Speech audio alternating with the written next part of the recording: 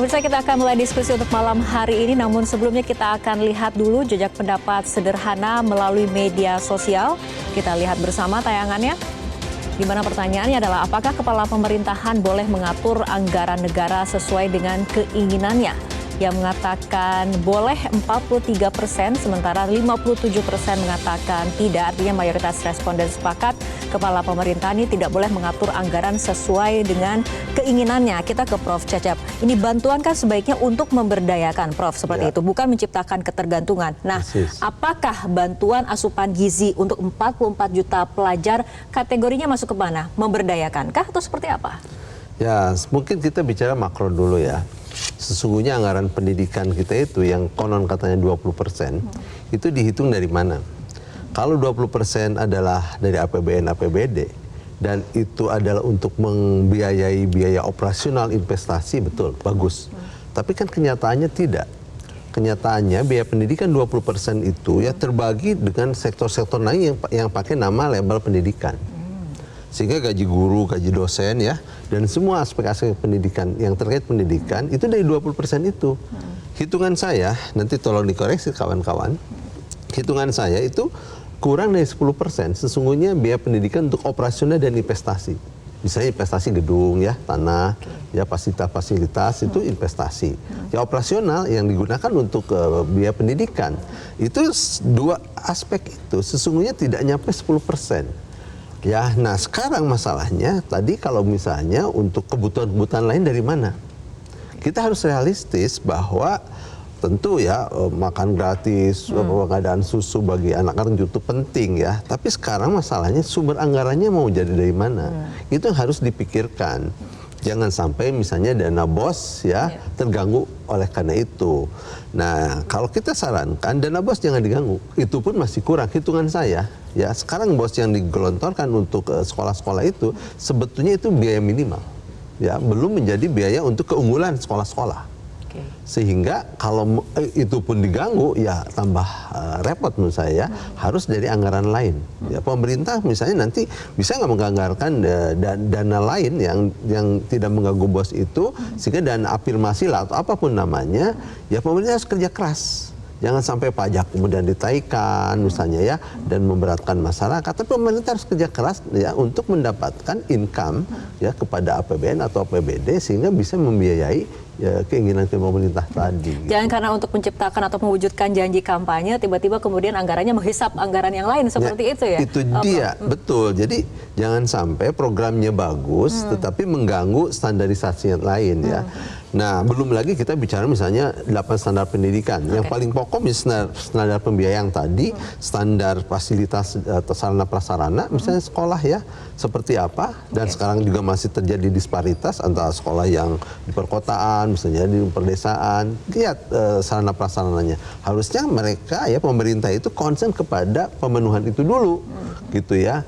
Bahwa ada makan gratis, susu minum susu ya bagi anak-anak, susu gratis ya. Itu juga penting, tetapi itu jangan sampai mengganggu anggaran-anggaran yang sudah secara minimal tadi ya.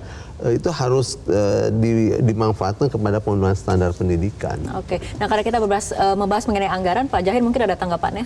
Iya, jadi sebenarnya kalau misalnya kita melihat tren ya, Mbak Rara, pemerintah ataupun kandidat itu biasanya punya banyak promise.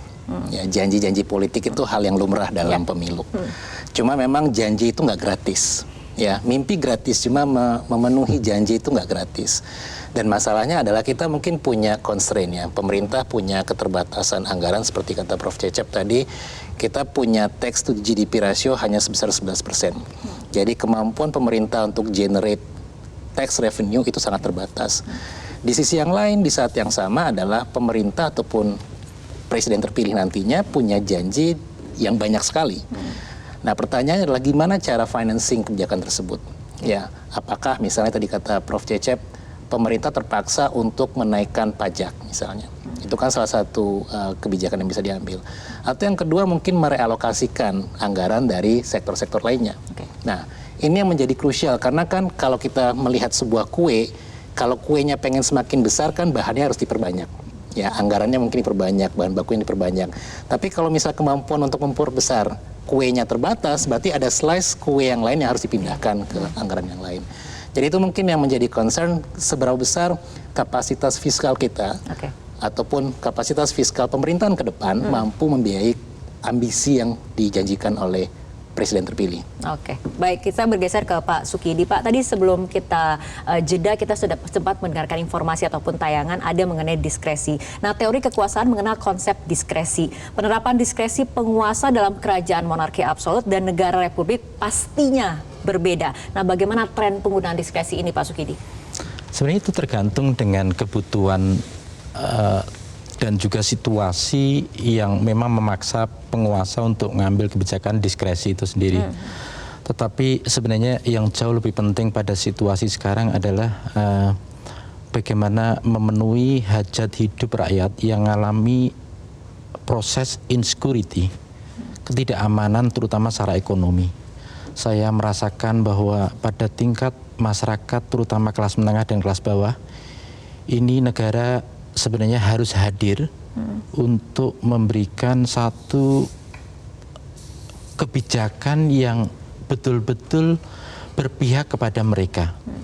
Karena apa? Karena pertumbuhan ekonomi yang kita rasakan itu tidak berjalan secara inklusif, tidak memberikan satu keamanan secara finansial, secara kesejahteraan, dan dari aspek penghidupan yang layak jauh dari itu, jauh dari itu.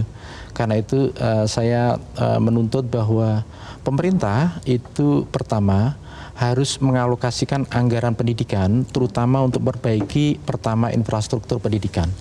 Saya kira itu yang paling utama, infrastruktur pendidikan terutama di kantong-kantong kemiskinan, karena mereka tidak memperoleh janji kemerdekaan untuk memperoleh kecerdasan kehidupan berbangsa. Itu pertama. Yang kedua, yang tak kalah pentingnya adalah method of learning, metode pembelajaran, terutama dengan menghadirkan guru-guru terbaik agar berbakti untuk mencerdaskan kehidupan bangsa, terutama ditujukan kepada kaum fakir miskin itu. Itu yang utama sekali, terutama karena apa? Karena mereka tidak bisa bersaing dengan kelompok sosial yang sudah mengalami kenikmatan dan privilege akses pendidikan yang bagus, kemudian ekonomi yang stabil, sementara mayoritas rakyat kita dan terutama mereka yang di lapis bawah itu kesulitan sekali untuk mengejar ketertinggalan dari aspek pendidikan, dari aspek penghidupan yang layak, dan juga dari aspek kesehatan. Karena itu fokus negara itu terutama menghadirkan keberpihakan kepada segmen sosial yang relatif tidak diuntungkan dari aspek apapun. Jadi idealnya merumuskan kebijakan negara itu seperti apa? Apakah seperti yang tadi dikatakan oleh Pak Sukidi? Mulainya dari situ? Iya, mulainya terutama ciptakan birokrasi yang efektif, yang langsung memberikan dampak kepada target sosial, karena sejarah adalah memberikan pelajaran terbaik bagaimana misalnya kemiskinan yang anggarannya hampir 500 triliun tetapi hanya mampu menurunkan angka kemiskinan 0,6% tahun 2022. Itu kan memprihatinkan sekali. Karena apa? Karena anggaran sebesar itu justru lebih banyak dihabiskan untuk rapat, perjalanan dinas, dan studi banding misalnya. Dan itu memprihatinkan sekali. Karena apa? Karena bagaimana mereka menikmati anggaran ini justru di tengah masyarakat yang amat sangat miskin dan tertinggal. Karena itu bagaimana satu anggaran, satu kebijakan itu langsung bersentuhan dan memenuhi target kepada rakyat kecil. Itu yang saya kira PR terbesar dari bangsa kita, karena birokrasi kita birokrasi yang gemuk sehingga tidak bergerak secara lincah dan korup. Itu yang paling merisaukan. Kenapa? Karena korupsi inilah yang membuat masyarakat menjadi semakin miskin. Karena mereka akhirnya tidak memperoleh efek dari kebijakan yang pro rakyat miskin, tetapi uangnya akhirnya habis dikorupsi dengan cara-cara yang sangat tidak sensitif terhadap rakyat kecil itu sendiri. Oke, Prof, ada tanggapannya? Ya, saya pikir betul ya bahwa prioritas pendidikan kita itu harusnya pada tadi lewat standarisasi sarana prasarana ya, kemudian soal standarisasi biaya. Sebab kita masih melihat adanya disparitas ya, tadi saya katakan ada disparitas termasuk soal mutu. Ya, tadi digambarkan bagaimana PISA misalnya prestasi PISA kita ya dan lain-lain, itu menandakan bahwa semakin jauh sebetulnya ya kualitas pendidikan kita dibanding negara-negara maju. Apalagi dengan biaya yang tadi saya katakan di bawah 10% jika dihitung oleh biaya operasional dan investasi. Jadi semakin senjang dan semakin jauh. Kalau tidak ada perbaikan signifikan ya bagi proses penganggaran yang lebih berkeadilan. Ya gitu. Jadi tidak semata-mata soal makan gratis atau minum susu. Ini soal grand design pendanaan pendidikan ya yang bisa menghasilkan anak didik kita yang berkualitas. Oke, kembali membahas anggaran, kita kembali ke Pak Jahyan juga. Ini mengenai perumusan APBN mencerminkan proses demokrasi kan yang melibatkan eksekutif dan juga legislatif. Nah, sebetulnya apakah ada celah penguasa bisa memaksakan kepentingannya dalam penyusunan alokasi anggaran ini? Kalau bilang memaksakan, saya rasa agak sedikit tendensius mungkin ya. Jadi sebenarnya begini, dalam setiap proses penyusunan APBN itu kan ada proses pengajuan dari pemerintah pusat ke DPR nantinya. Jadi setiap adanya proses diskusi penentuan anggaran itu pasti ada diskusi antara pemerintah dengan DPR. Dan ketika diputuskan itu adalah keputusan bersama. Jadi ketika nanti dibilang bahwa ini saya merasa bahwa pemerintah pasti punya agenda besar ya. Jadi nanti proporsi anggaran yang dibikin pasti akan terkait dengan apa sih kemauan dari pemerintah itu sendiri. Contoh tadi kata Prof. Cecep, kalau misalnya pemerintah fokusnya ke isu pembangunan manusia, harusnya kita melihat semakin banyaknya anggaran untuk sektor pendidikan. Ya, kalau misalnya sekarang mungkin yang akan banyak itu anggaran untuk makan gratis dan susu misalnya, yang nggak tahu itu hubungannya dengan sektor mana gitu, Prof. Cecep. Jadi memang anggaran itu akan merepresentasikan apa sih tujuan akhir dari pemerintahan nantinya. Jadi kalau pemerintah misalnya Presiden Jokowi kan fokusnya ke infrastruktur. Kita melihat postur dari APBN pemerintah itu banyak ke infrastruktur instead of ke sektor yang lainnya. Dan saya rasa itu juga cukup penting untuk kita lihat karena dari sekian banyak janji itu kan ada skala prioritas nantinya. Mana sih yang mereka harus anggarkan lebih besar untuk bisa memenuhi janji-janji yang telah disampaikan kepada voters. Dan itu memang nggak mudah karena tadi kita punya constraint di anggaran yang terbatas. Kemampuan pemerintah untuk menambah anggaran juga tidak sebaik yang kita harapkan gitu. Itu mungkin jadi memang banyak problem yang harus dilaksanakan, yang harus diselesaikan oleh pemerintah ke depan dan kita punya fiscal space yang cukup terbatas gitu. Nah ini yang membuat niat baik menjadi polemik karena memang yang dikhawatirkan adalah bagaimana ini anggarannya seperti itu. Jadi seperti yang saya bilang tadi, kita bicara kue, ada kue yang terbatas. Kita baginya gimana nih? Mana yang porsinya semakin besar, mana yang harus dikecilkan untuk memperbesar kebutuhan tadi. Unless kita mampu memperbesar size kuenya.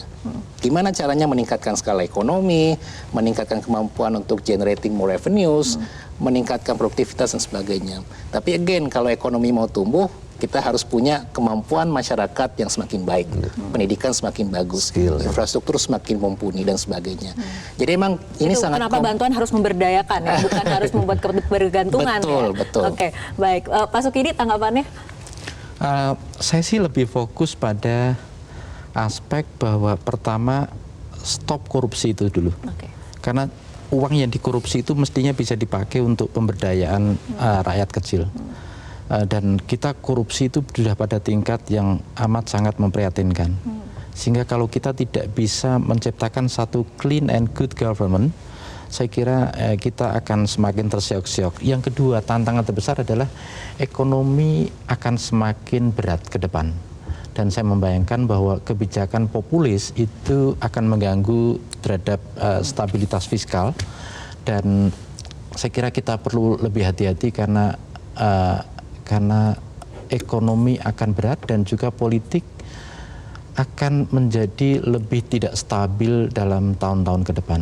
Karena itu kita harus betul-betul berhati-hati dalam mengelola negara ini.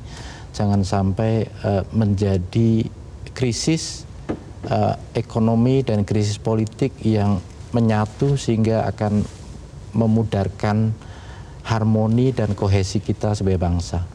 Tapi kan kebijakan populis ini kemudian memang terbukti ya bisa kemudian melambungkan approval rating itu sendiri, Pak Sugidi. Memang kalau dilihat dari aspek kebutuhan politik, betul, itu bisa menaikkan approval rating, tetapi ingat bahwa populisme itu terbukti gagal di negara-negara Amerika Latin, bahkan di Amerika di bawah Trump sekalipun. Dan populisme ini biasanya berjalan beriringan dengan nilai-nilai otoritarian. Karena itu ada yang oleh Pippa Norris dan Ronald Inglehart sebut sebagai authoritarian populisme. Populisme otoriter yang ditandai dengan kebijakan populis yang dikemudikan dengan kepemimpinan yang otoriter. Kepemimpinan otoriter itu ditandai dengan security and order. Jadi keamanan dan ketertiban itu menjadi prioritas dalam negara-negara. Dengan mengesampingkan demokrasi, kebebasan, dan instrumen demokrasi lainnya. Ini yang sebenarnya agak membahayakan dalam perjalanan kita ke depan. Karena apa?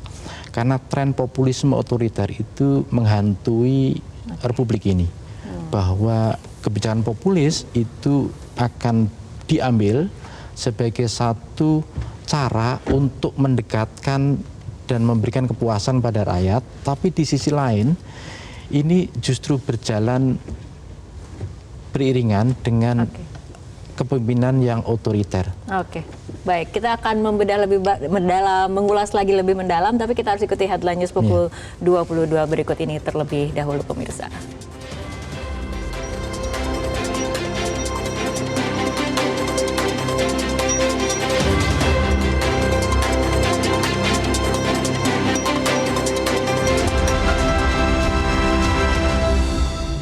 Jelajahi cara baru mendapatkan informasi. Download Metro TV Extend sekarang.